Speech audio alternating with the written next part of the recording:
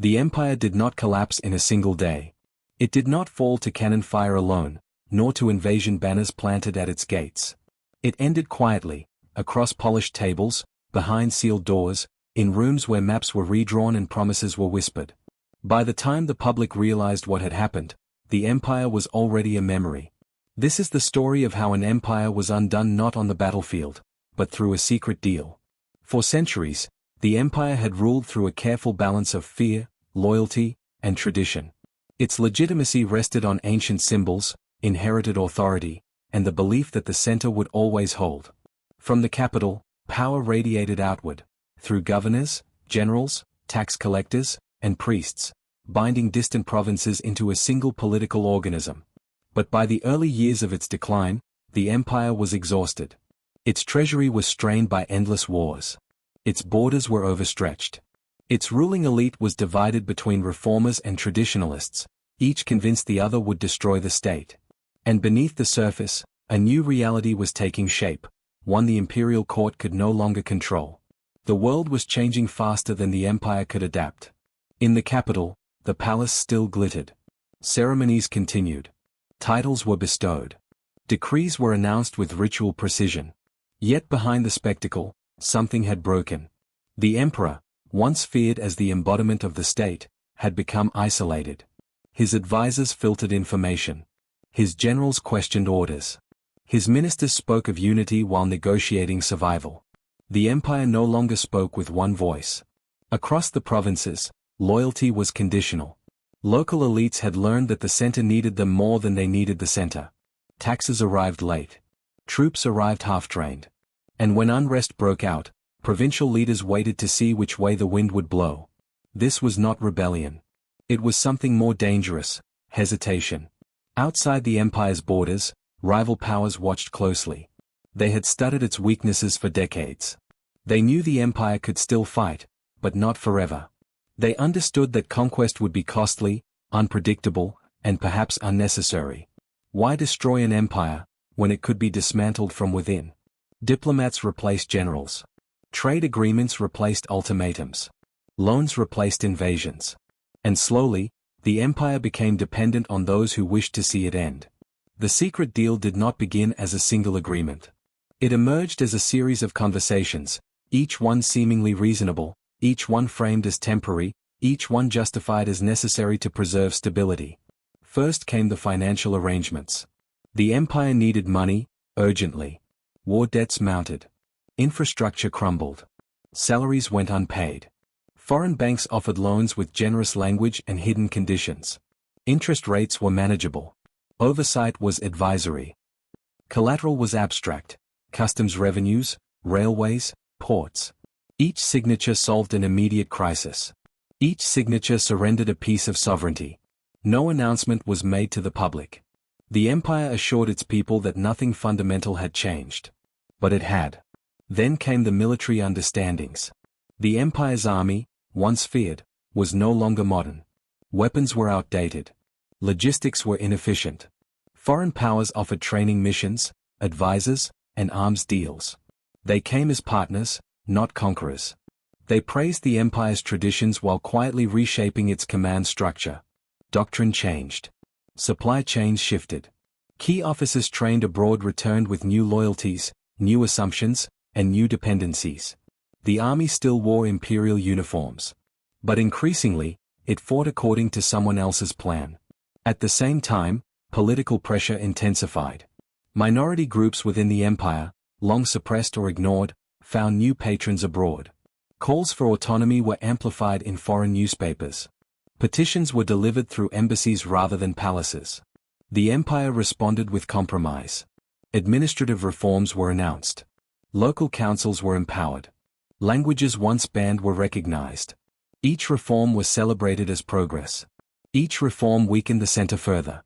The empire was no longer indivisible. It was becoming negotiable. The emperor knew something was wrong. Late at night, he studied reports that contradicted each other. One advisor warned of collapse. Another promised recovery. Foreign envoys spoke of friendship while demanding concessions. He hesitated between repression and reform. Repression risked rebellion and international outrage. Reform risked unraveling the very authority that sustained the throne. In the end, he chose delay. Delay felt safe. Delay felt reversible. Delay proved fatal. The secret deal reached its decisive phase during a crisis. A regional uprising, small at first, spread faster than expected. Railways were sabotaged. Garrisons defected. Provincial governors requested emergency powers. Foreign powers offered mediation. They proposed a conference. Neutral ground. Calm language. Assurances of respect for imperial sovereignty. Behind closed doors, maps were placed on the table. Borders were discussed, not as absolutes, but as options. Protectorates were framed as safeguards. Temporary administration was offered as a solution. The empire's representatives were exhausted. They feared total war more than partial loss. They signed. The deal was never officially called an end.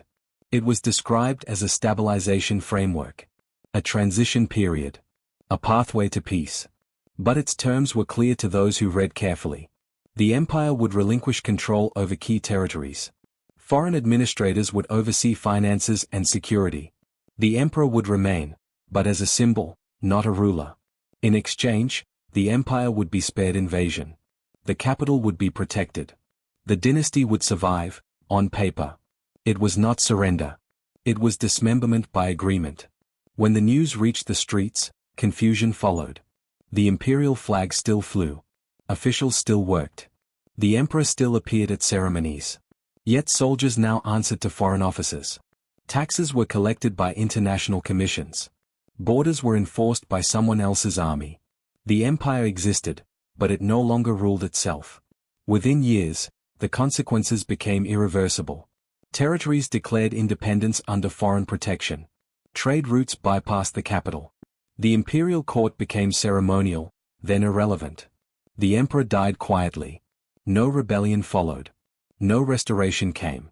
The empire faded, not with an explosion, but with silence. Historians would later debate responsibility.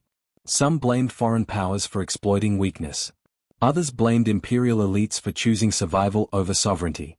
Still others argued the empire was already doomed, and the deal merely formalized the inevitable. But one fact remained undeniable. The empire did not fall because it was defeated in war. It fell because it agreed to its own end. This was the power of the secret deal. Not force, but leverage. Not conquest, but consent under pressure. Not destruction, but controlled collapse. And in the modern world, it would not be the last empire to end this way. In the years that followed, the former empire entered a strange afterlife. It still appeared on maps, though its borders were thinner and uncertain. It still issued proclamations, though few beyond the capital listened. Its institutions survived, but only as hollow structures, performing rituals whose meaning had already vanished. The secret deal had achieved something no army ever could. It had removed the empire's ability to decide its own future. Foreign administrators arrived quietly. They did not march through the streets. They occupied offices. They brought ledgers, regulations, and technical language. They spoke of efficiency, transparency, and international standards. Customs houses were reorganized. Ports were modernized, then redirected. Railways were integrated into regional networks that no longer centered on the capital. Trade flowed outward, not inward. The empire became a corridor rather than a center. For the population, daily life changed slowly, then all at once. At first, prices stabilized. Currency reforms ended inflation. Public salaries resumed. Some welcomed the change. Peace returned to regions long scarred by unrest. New schools opened under foreign sponsorship. Infrastructure projects created the illusion of renewal. But beneath the surface, something fundamental had shifted. Decisions affecting millions were now made elsewhere. Local grievances were no longer addressed to imperial authorities, but to international commissions. Political ambition no longer led to the palace, but to foreign embassies. Power had changed its address. Within the former ruling elite, bitterness spread. Older nobles spoke of betrayal. Military officers whispered of humiliation. Civil servants quietly adapted, learning new languages, new rules, new loyalties. A generation grew up serving an empire that no longer existed in practice. The idea of sovereignty became abstract, something remembered, not exercised. resistance did emerge. Small groups of nationalists rejected the arrangement entirely. They published pamphlets, organized secret meetings, planned uprisings. But the secret deal had anticipated them. Security forces were now internationalized. Intelligence networks were shared. Rebellions were isolated, contained, and framed as threats to peace. Foreign powers did not rule brutally.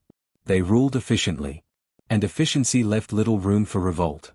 Meanwhile, abroad, the dismantling of the empire was praised as a success.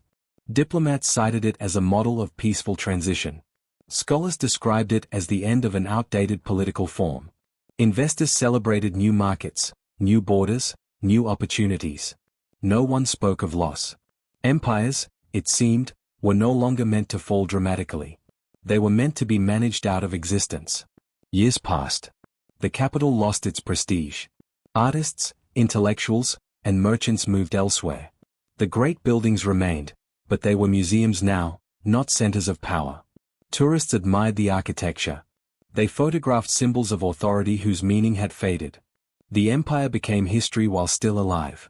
Eventually, the final stage arrived. A constitutional revision was proposed.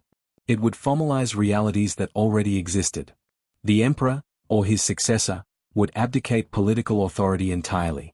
The state would be reorganized into smaller, self-governing entities under international guarantees. The vote was presented as democratic. Participation was high. The outcome was decisive.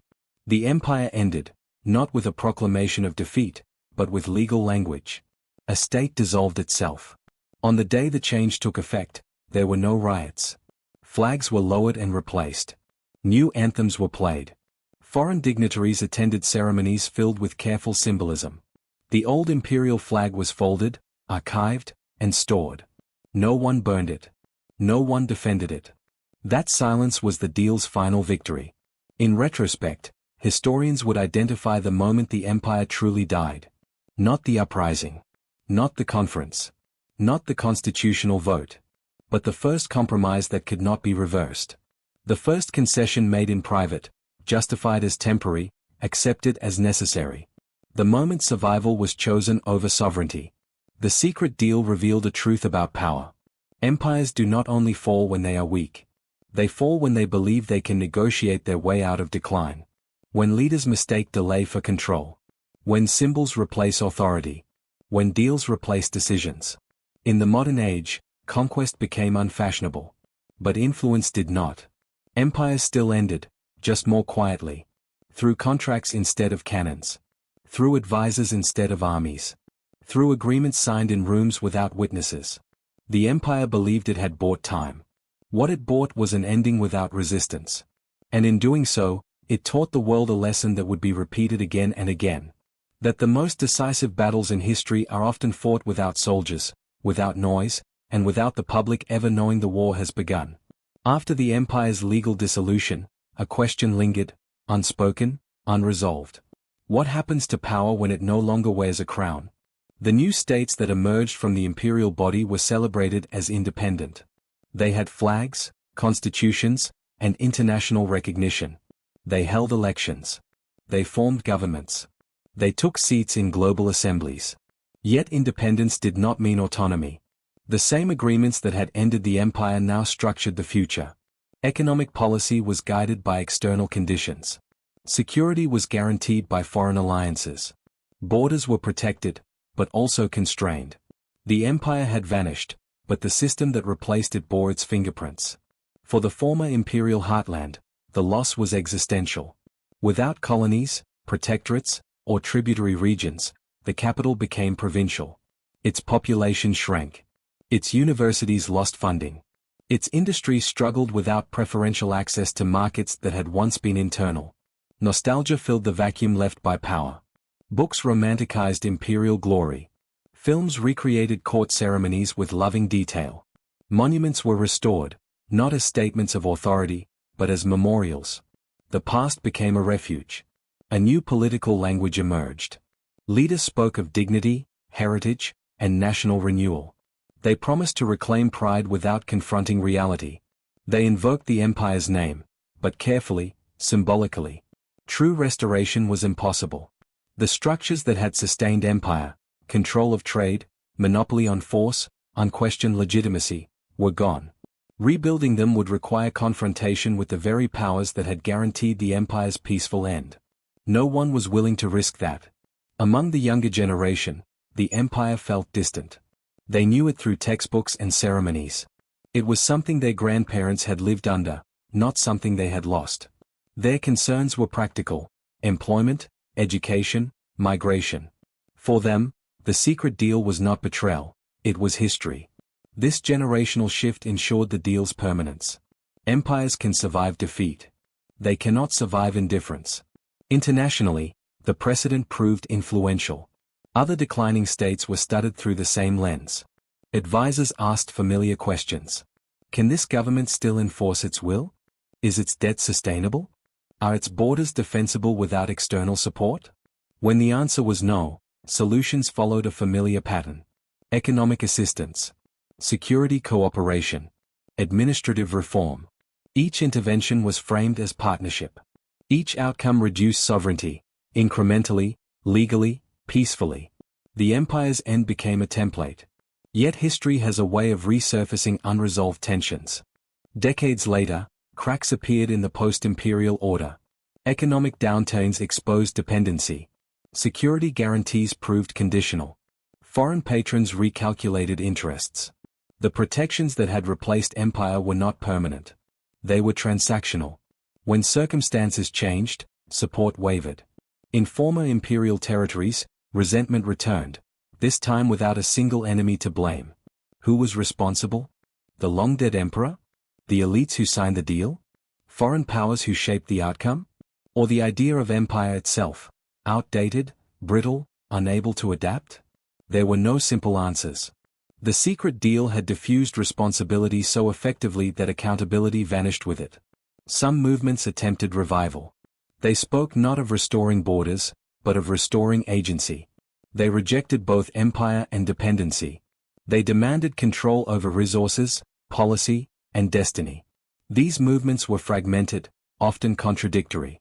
But they shared a common realization. The empire had not fallen only because it was pressured. It had fallen because it no longer believed in its right to command. This was the deal's deepest legacy. Not territorial loss. Not political restructuring. But psychological transformation. Once a state accepts that its survival depends on external approval, it ceases to act as a sovereign power. From that moment, decline becomes administrative. Looking back, historians would note a pattern repeated across centuries. Empires rise through force, organization, and belief. They endure through adaptation. They end when belief collapses, often long before institutions do. The secret deal merely formalized what had already occurred internally. The empire had stopped imagining itself as permanent. In the final analysis, the empire was not deceived. Its leaders understood the cost. They read the clauses. They recognized the trade-offs. They chose certainty over risk. Order over chaos. An orderly ending over a violent struggle. They chose an ending that would preserve lives, buildings, and appearances. What they could not preserve was power.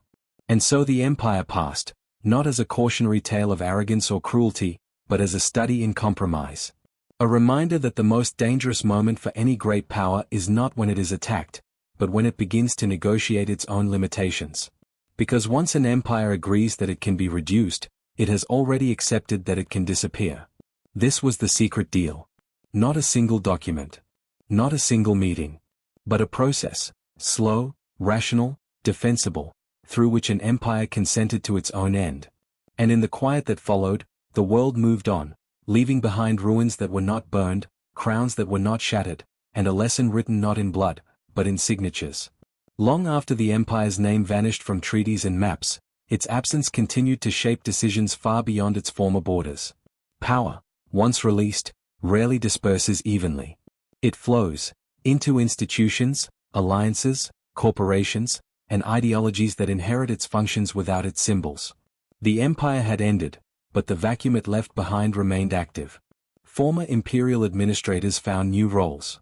Some became consultants to international bodies. Others advised newly formed governments on best practices. A few entered academia, rewriting the empire's history with the distance of professionalism. They spoke of structural inevitability, of demographic pressure, of modernization. Rarely did they speak of choice. The secret deal had taught them a valuable lesson. History rewards those who present surrender as reform. In the newly independent states, sovereignty was continuously negotiated. Budgets were approved abroad before they were passed at home. Security doctrines were written to align with external interests. Natural resources were extracted under long-term agreements signed during moments of crisis. Each government insisted it was acting freely. Each government operated within boundaries it did not define. The empire's fragmentation had multiplied flags, but not power. Over time, the language of empire became unfashionable. The word itself carried stigma, associated with oppression, hierarchy, and domination. Its disappearance was framed as moral progress. Yet the functions of empire persisted. Control without responsibility. Influence without accountability. Decision-making without visible authority. The empire had ended, but imperial dynamics had evolved. Within the former capital, a quiet reckoning unfolded. Archives were opened. Private correspondence surfaced. Minutes from closed-door meetings were declassified decades later. Historians pieced together the anatomy of the deal. They discovered moments where alternatives existed. Windows, brief, dangerous, uncertain, where resistance might have altered the outcome. But those moments required sacrifice. Higher taxes. Mobilization. Confrontation with stronger powers. The leadership had judged the cost unacceptable. This judgment would haunt their legacy. They were not remembered as tyrants or visionaries. They were remembered as caretakers who managed decline. Competent. Cautious. Forgettable. Empires do not forgive leaders who outlive their usefulness. Among ordinary people, memory fragmented. Some recalled stability. Others recalled humiliation. Many remembered nothing at all, only the quiet shift from one authority to another. The secret deal had deprived history of drama. There were no heroic last stands. No decisive battles. No moment of collective awakening.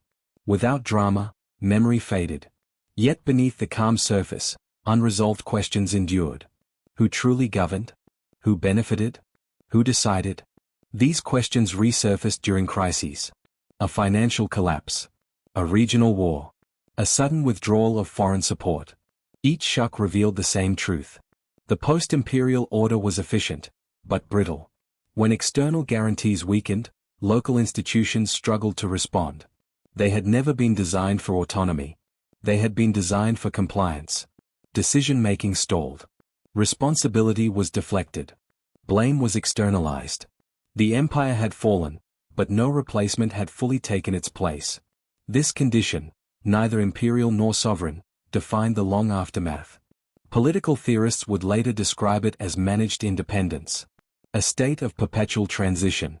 A system where authority exists, but agency is limited. The secret deal had not only ended an empire. It had redefined what political endings looked like. In earlier centuries, empires fell violently. Their ruins were visible. Their defeats undeniable. But this empire's end left no ruins, only continuity without control. Palaces became government buildings.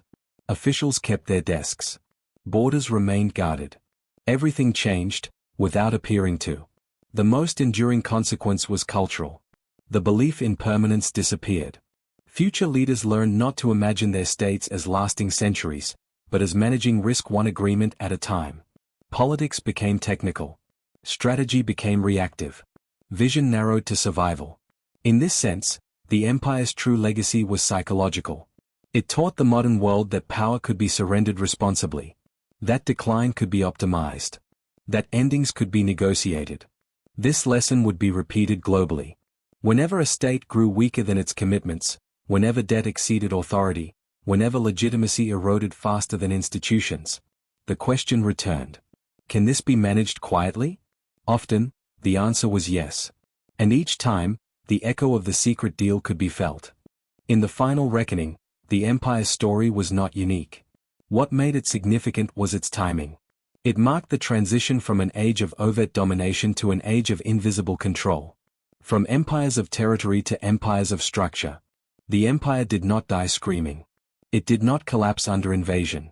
It agreed, step by step, clause by clause, to become unnecessary. And once an empire accepts that it is no longer essential, history ensures that it will not be missed. This is how the empire ended. Not as a tragedy. Not as a revolution. But as an administrative conclusion to a long decline. A secret deal, whose greatest success was convincing the world that nothing dramatic had happened at all.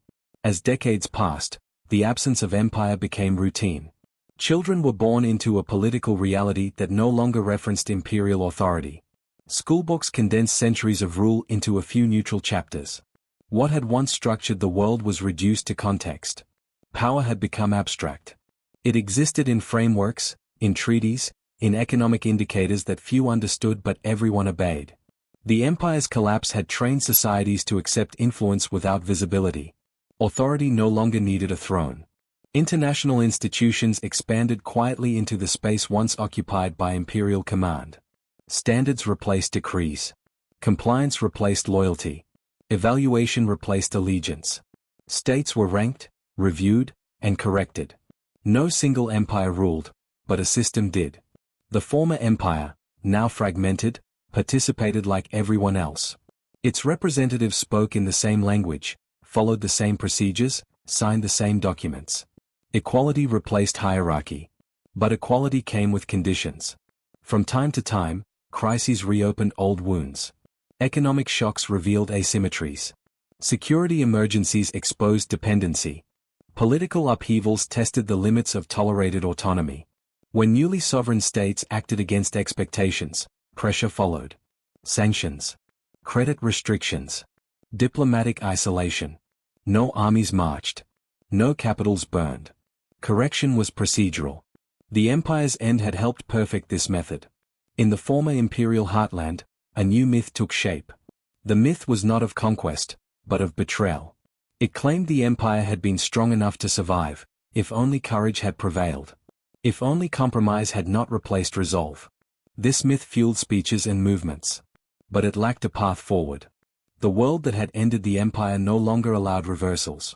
Power structures had become too interconnected. Too contractual. Too global. Restoration was not forbidden. It was impractical. Meanwhile, the states that replaced the empire faced their own contradictions. They were sovereign in name, constrained in action. Independent in law, dependent in practice. Their leaders navigated a narrow corridor, asserting authority without provoking consequences. Politics became a performance of autonomy. Every decision balanced domestic legitimacy against external approval. The empire's fragmentation had multiplied governments, but not freedom. With time, the secret deal faded from memory. Its architects died. Its documents gathered dust. Its language seemed outdated. But its logic endured. Whenever stability was threatened, negotiation came first. Whenever decline appeared, management replaced resistance. The empire had ended violently in earlier centuries. This time, it ended intelligently. That intelligence changed the rules forever. Historians of the future would struggle to explain this ending. There was no single villain. No dramatic turning point. No moment when the public rose or fell. The empire dissolved through professionalism. It ended because its leaders believed rational administration was superior to uncertainty. They were not wrong. They were simply final. In this way, the empire's last contribution to history was methodological. It demonstrated that power could be transferred without chaos. That sovereignty could be reduced incrementally. That decline could be scheduled. It showed how to end something enormous without frightening the world. And so, when future powers faced similar dilemmas, they remembered. Not consciously, but structurally. They built systems designed to outlive ambition. They prioritized stability over dominance. They planned for decline long before collapse. The age of dramatic endings closed. The age of managed disappearance began. The empire that once defined an era did not vanish into ruins. It dissolved into procedures, precedents, and policies. It became invisible, but influential. Absent, but instructive. In the end, the secret deal was not about territory or power. It was about fear. Fear of chaos. Fear of violence. Fear of losing everything at once. The empire chose to lose slowly. History accepted the bargain. And in that acceptance lies the quiet truth of modern power.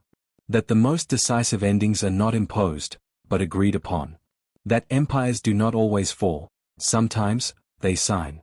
Even after the empire had vanished from political relevance, its echoes persisted, quiet, structural, almost imperceptible. Economies continued to rely on networks first established under imperial administration. Trade routes remained aligned to former hubs. Legal frameworks, tax codes, and bureaucratic procedures, all designed for a central authority, endured in fragmented form. In essence, the empire's governance survived in invisible channels, long after the rulers themselves were powerless. Cultural memory became another battlefield. Art, literature, and theater reflected the tension between memory and reality. Some celebrated the empire as a golden age of unity and civilization.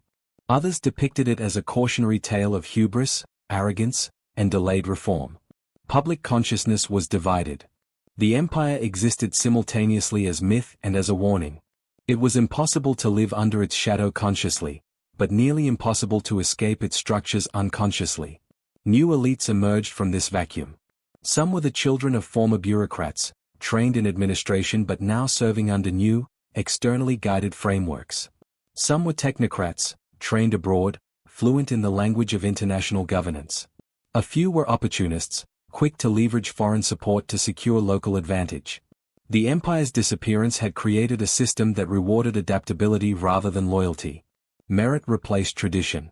Compliance replaced initiative. Power was diffused, but tightly managed. At the same time, the psychological impact of the secret deal spread through the population. Generations grew up believing that authority was negotiable, sovereignty conditional. Decisions were filtered through layers of oversight, formal or informal, established by external actors who had inherited influence from the original deal. Citizens learned to plan within constraints, to negotiate within frameworks, to accept limitations as normal. The empire's fall had taught society a subtle, pervasive lesson.